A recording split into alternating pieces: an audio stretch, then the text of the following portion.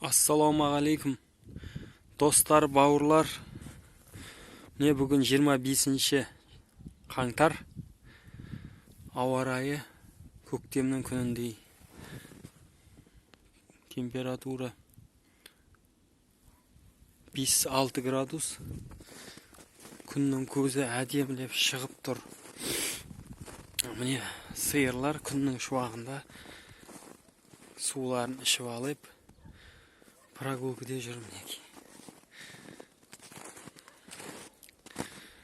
Қазір сиырларды кіргізіп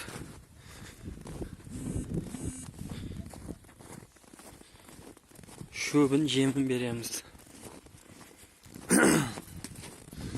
Со көрсетейін дегенім, адамдар сұрап жатыр, не бересің, қандай жем бересің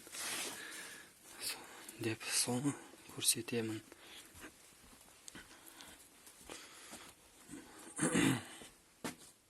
Мінеки бұзау күнеңгіге бұлда өсіп бара жатыр. Құдайға шүкір. Құтыршақ. Міне бізде мұна кебек бар, мінеки. Кебек. Сосын ұн. Мінеки. Мұна ұн деген диірменде сатылу,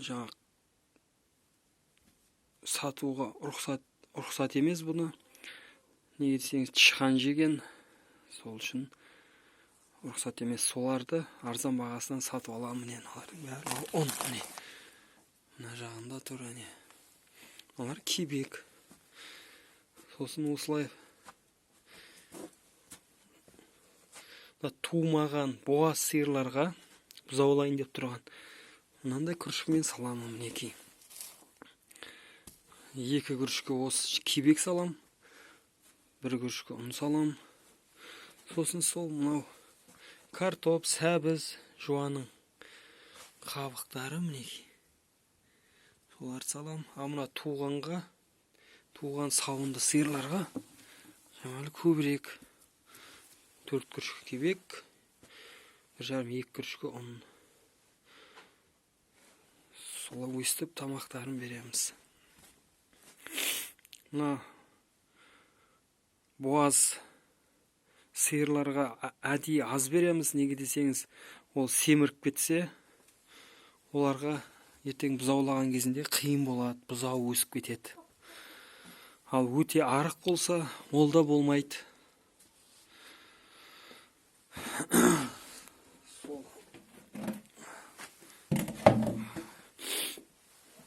Мынандай болып тұрады, міне. Тазалап алдық. Астында мұның барлығы қалың көрпеше, былайынша айтқанда. Осыда жатады.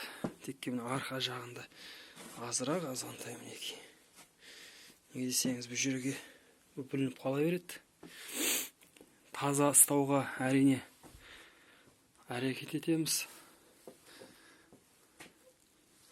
Таңертең 7-ден 7:30-да бір тамағын береміз. Азаңғы тамағын, жемін жаңағыдай.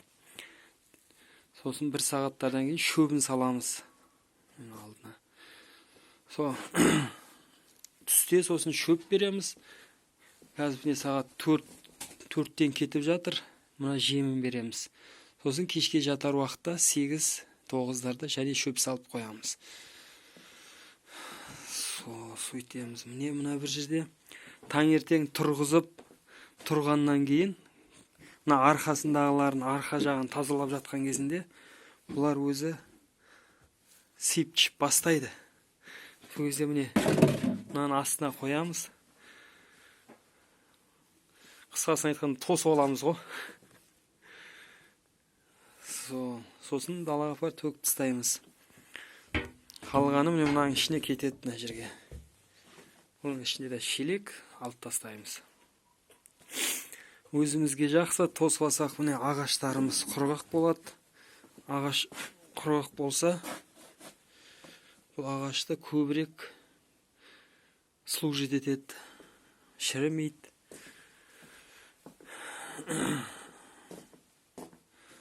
Жалпы осылай достар. Сау болыңыздар, аман болыңыздар. Комментарий жазыңыздар, каналға тіркеліңіздер.